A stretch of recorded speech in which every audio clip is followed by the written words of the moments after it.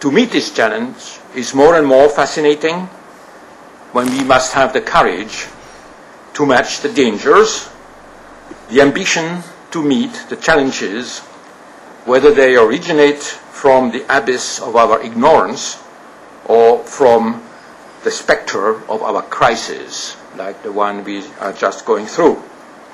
And these perspectives, of course, require science and research. So what do we need science for? First of all, to acquire new knowledge. Nowadays, there are some people who ask questions about the justification of scientific research. And I think we must then take a very strong stand. Between continuing our investigations and stopping them, there is only one valid option. We must continue, because it is the fate of mankind to pursue the quest for knowledge. It is the only way to solve problems that go unsolved, and we do not have the right to close the road to the future. The generations to come would not forgive us if we decided that what we have now is the end of the road and that we should stop. The other reason for scientific research is, of course, the development of new technologies, new means of action. Obviously, long-term basic research will give us the knowledge for the progress of our ability to shape the world around us, to free us, as I already indicated, from the chains of evolution. After all, evolutions are chains. They chain us. Evolution has chained us to what we are. But now we have the possibility to break these chains.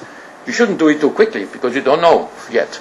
But, I mean, evolution has produced us, and now we are able to do something about it. So, in the future, long time probably from now, it will be possible to free us from the chains of evolution and open the window to the universe in the future.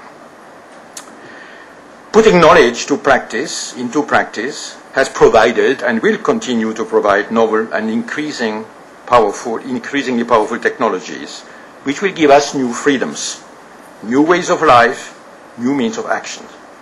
And we must seize the chances they offer. Of course, there have been many debates, and especially this debate about what is natural versus unnatural. That's, of course, something very basic.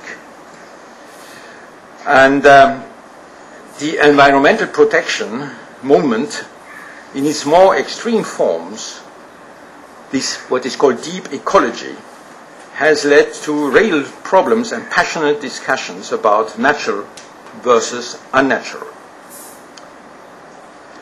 These are often irrationally implemented and very short-sighted in these environmental protection approaches. Let me just cite a few things, which just give one example, in fact mostly one example, of things that have been going wrong because of not understanding where we should go.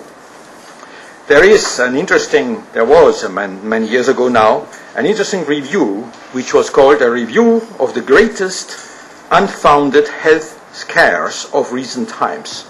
And that was published by the American Council on Health and Science. And it concerned DDT, this insecticide, yeah? DDT, there was a famous book called Silent Spring by Caroline Carson. That was the first victory of the environmentalists against the chemical.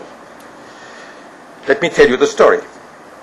The ban of DDT, because they said, okay, it's toxic, it goes into the food chain, and we accumulate DDT in nature. But let's look at the consequences.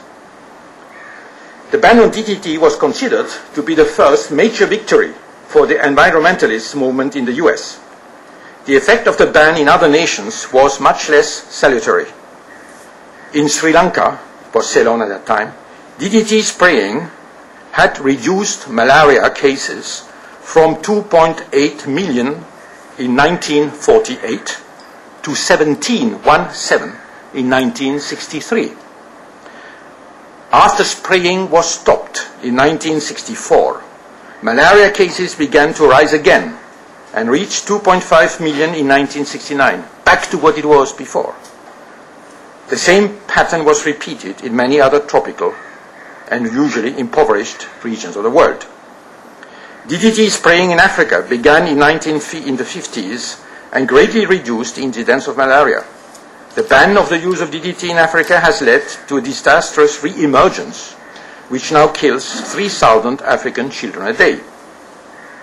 In Zanzibar, the prevalence of malaria among the population dropped from 70% in 58 to 5% in 64. By 84, it was back to between 50 and 60%. The chief malaria expert for the US Agency for International Development said that malaria would have been 98% eradicated had DDT continued to be used. In addition, from 1960 to 1974, the World Health Organization screened about 2,000 compounds for use as anti-malarial insecticides. Only 30 were judged promising enough to warrant further trials. WHO found that none of those compounds had the persistence of malaria of DDT or was as safe as DDT. Insecticides, just some special ones, are usually more toxic than DDT itself. And very importantly, for malaria control in less developed countries, all the substitutes were considerably more expensive than DDT.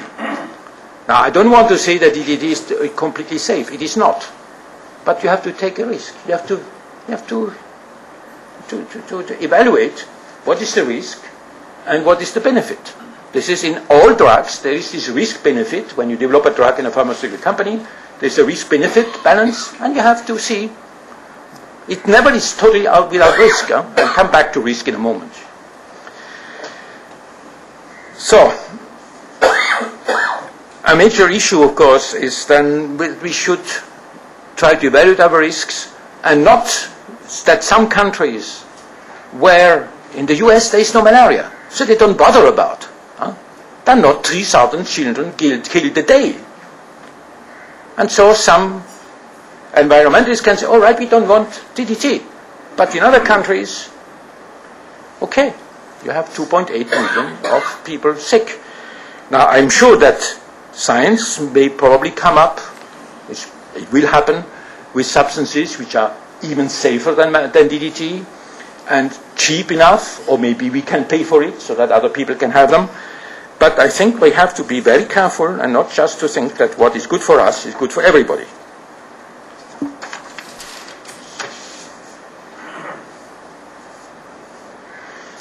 I'm trying to put my talks together because I just had this morning.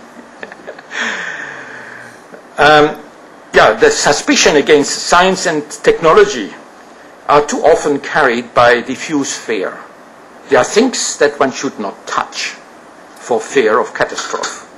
The myth of an intrinsically pure nature whose harmony would be disturbed by man is underlined by a quasi-religion. But nature is totally indifferent to man. Nature is not good. Nature is not bad.